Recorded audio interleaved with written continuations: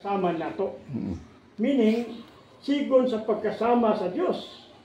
Oh, lahi ang pagbuhat sa Diyos sa tanang butang, isda, kining mga baka mananap, kay pagbuhat sa tao. Gibuhat ko ang guantes nga sama sa kamot. Sa tuyo nga kasudlan kini sa kamot. Amen. Diba? Mayingon sa gibuhat ang tao sa dagway sa Diyos aron sa tuyo nga kasudlag Diyos. Amen. Amen. Tuyo nga kasudlag Diyos. So, gayon ang Roma 9:23-24 nga usa day kasudlanan ng tao. Amen. Ang Roma 9:23-24 aron ni kapaila sa Dios ang kadagaya sa iyang himaya nga sa mga sudlanan nga gikaluyan. Amen. Bisan kita. Mga sudlanan na ita mga nagsuon nga gikaluyan. Amen. Amen. Amen. Hallelujah. So, ginon din, yun diri nga mga sudlanan sa Dios, gusto sa Dios nga mahimo siyang sulod nato. Amen. Amen. Mayroon nga gibuhat ang butilya aron sudlag tubig, gibuhat sabta aron kasudlag Dios. Amen. Dili tinga mo na nga dili katiadan nga ang tao dili matagbaw sa kahibalo. Bahandi, kalipayan o kalapusan nga naman kay gibuhat man ka aron kasudlag Dios. Amen. Amen. Amen. So diri guys good diri nga buot sa Dios nga musulod sa espiritu sa tao. Mo ni ang tuyo nga aron mahimo niyang sulod o katagbawan. Amen. Mo na gusto sa Dios nga musulod sa espiritu sa tao aron mahimo niyang sulod o katagbawan. Mao kini ang tuyo Amen. sa pagkabuhi sa tao. Wala ka buhata mga igsoon aron masudlan nagpakahon ang atong tiyan. O kasundan magkahibalo ang imong salabutan. Gibuhat ka aron kasudlan Dios ang imong Amen. espiritu. Amen. Ang atong espiritu. Ang atong espiritu kasudlan Dios. Amen. Pero ang problema ani, brother, ang problema unsa ang pagsulod sa Dios sa tao? Amen. Na ang Dios taas langit. Sa lain pagkasulti. Ang Dios dako, makagagahom. Dako nga Dios ang buhat sa langit ug sa yuta. Amen. Unya, kita makasasala. Gamay. So, unsa ang pagsulod sa Dios sa tao? Nga ngani, panahon sa dito sa kasuguan, panahon ni Moses, nga ang Dios gani siyuba gani mamulong dito sa bukid sa Sinai. Hadlok kani ang mga tao sa tingugan, musulod pa kaya? Ha? Dili, lisod. Pero, dili na problema. Amen. 2000 na katong miyagi. Nga nga itong Diyos Amahan, na tao nga si Ginoong Hesus. Amen. Oh, na tao si Ginoong Hesus. Oh. Na tao nga si Ginoong Hesus, namatay dito sa krus. Dayon gilubong, yun namanhaw. Unya, nahimo na siyang espiritu taghatag o kinabuhi. Amen. Diri kay mo sa Juan 1:14 yung sa gingon, nahimo unod ang pulong. Kisa man ning unod? Si Ginoong Hesus ni. Jesus. Nahimo unod ang pulong kung ni tabernakulo sa among taliwala. Amen. Amen. Unya ang 1 Corinto 15:45 ngingon, ang katupusang Adan, nahimong espiritu nga naghatag og kinabuhi. Amen. Amen. Kisa man ning katapusang Adan? Ginoong Jesus. Si Ginoong Hesus. Amen. Amen. Nahimong espiritong taghatag kinabuhi. Amen. Unya, kahit kining espiritu naman, unsay kriteria sa espiritu? Unsay pinayahan sa espiritu? Amen. Mao ni ang murag hangin ba ang espiritu? For example, kini sirado kay ni. Bisag kung sa sirado na gihangin. Amen. So, inana nga itong espiritu. Unya kay Niwa Mare, sanglit espiritu naman tagatag pinabuhi. Man kining espiritu ha, gipaambit niya ang Dios ug ang kinabuhi nga nganha sa ilang mga magtotoo. Amen. Amen. Sa mutuo niya. Kinabuhi. Karon atong mga sa mutuo, mabuhi na, makaambit na sa espiritu. Amen. Anyway, nga ang tao rin ay tulo kabahin. Timatan na ito ni mga igsoon. Ang Tesalonica 5:23 gayon dito. Ug atong basahon ang Tesalonica 5:23 gayon dito nga mabalaan unta ang inyong Tibuok. tibuok nga pagkatao. Maingon sa Espiritu kalagong lawas. Tibo. Mo na ang tulo ka bahin. Espiritu kalagong lawas. Mabaladon tani aron ini kahut sa atong Ginoo. Ha? Ano dili na ta masaway. Wala Amen. na kasaway. Amen. Oh.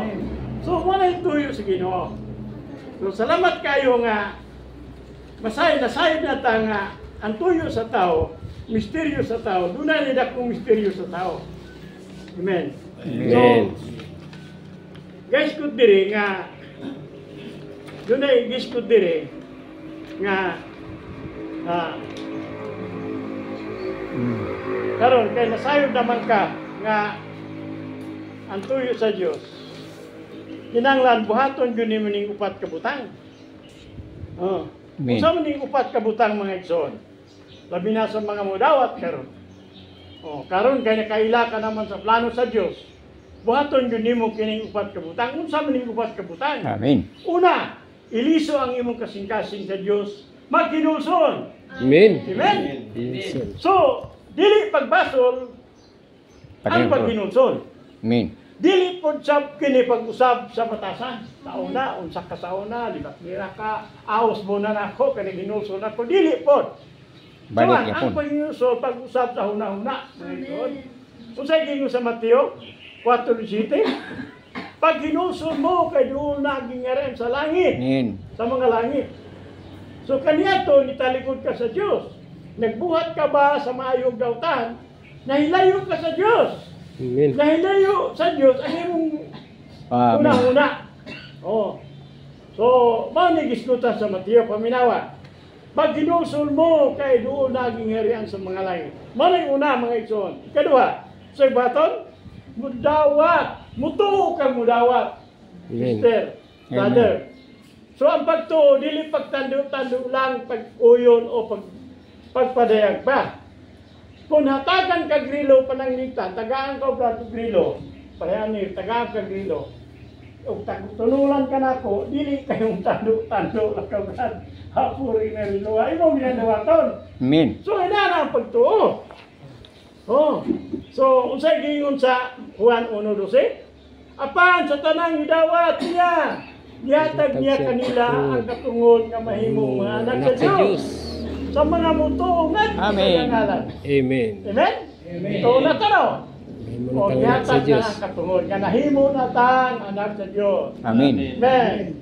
Kaduha, ikatulo. So ang pagkakristyano mga igsoon dayag kayo. Nganong dayag man? Kaniadto sa unang panahon pa ni Apostol Pablo, basta magtawagan ni sa ngalan sa Ginoo. Amen. Ah, Dako, Kristiyano, no? Mga Kristiyano, dakpan, dali na madakpan. Nga naman, unsa mga anong dayag man, dayag nga butang ang pagkakristiyanon. Buot sa Diyos, nga mutuang imong kasing-kasing, ug muila, ug musigid ay mong baba. Oh. Kung dili mutuang imong kasing-kasing, dili ka maluwas. Kung dili mo sugid imong baba, dili sad ka maluwas. Amen. Kung muila ka sa imong baba nga si Ginoong Hesus, umuto ang imong kasing-kasing, maluwas. Gibanaw siya sa Dios gikan sa mungitay maluwas ka. Amen. O sa Ginoo sa Marcos sa Roma 19, Jesus. muila gyud mga igsoon. Amen. Amen. O mutawag gyud og muila. So kaupat, unsay gisguta sa kaupat, magpabautismo. Amen. So ikaapat nga buhaton, magpabautismo. Manghimatuod ang pagbautismo. Ang bautismo panghimatuod at tubangan sa mga Amen. tao. Amen. Kung bautismuhan ka, pagpahimatuod din at tubangan sa mga tao. Bautismuhan Diyod ang tanang magtotoo. Amen. Aron maluwas maluwas dili lang at tubangan sa Dios, kundi atubangan sa mga tao. Amen. O mo na natay bautismo. O, kung sa ginong ni Jesus, Ginong Hesus sa Marcos 16, maluwas ang muto o bautismo. Amen. Apan, hukman ang dili muto. Oh, Lord Jesus. Amen. So, hukman ang dili muto. Amen. So, pinagi sa bautismo, ibalhin ta sa Dios gikan sa gingarian ni Satanas. Ngadto sa gingarian sa Dios.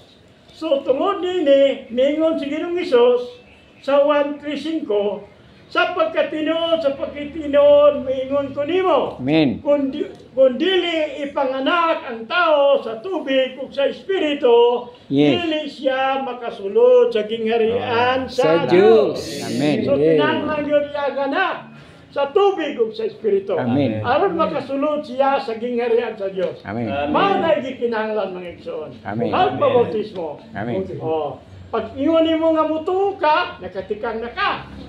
Pero di pa kumpleto brad. Kay ito pa man ka, anak.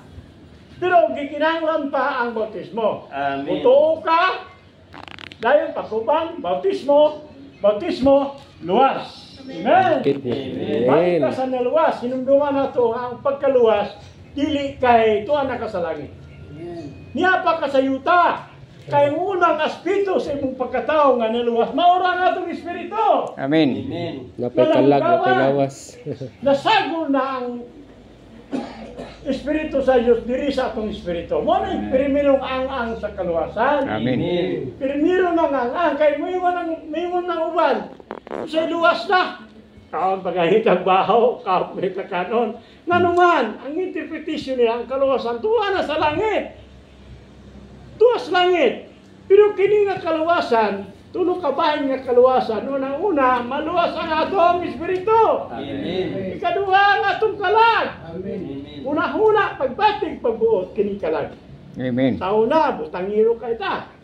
Pero sa kusog ka ita mong parigla. Pero sa diyang nga luwas na ta, atong una-una nga gustong parigla, uy, mga magtutuo naman, kung Kristohano naman, kung dili na kuana. Oh, Lord Jesus. Atong una-una, naluwas na ato. Pero, dili lang na may kaluwasan. Adlaw-adlaw na ito ng kaluwasan sa atong Lord kalag. Jesus. Pero ang Espiritu, instant nga kaluwasan. Amen. Naglis pagdawat na to, nakabato na ito kinabuhi. Pero adlaw-adlaw ni ka nga kaluwasan. Sa Amen. gingon sa pulong, ang mulahutay hantod sa katapusan na luwas. Amen. So doon na ligahoy paglahutay. Amen. Ang kaluwasan sa atong iskala o atong lawas, unya sa pagbalik sa atong Ginoo. Amen. Ang buhi pag-aalidan. Di ta wali pa yan ang mga igsoon. Buhi ta, masakpan tag buhi, maabtan tas pagbuhi pagbalik sa Ginoo. Ang atong lawas, ang buhi pag-aalidan sa lawas nga dili na madulot. Amen. Hallelujah. Amen. So di ta malipay ana. Hallelujah. Amen. Makadugang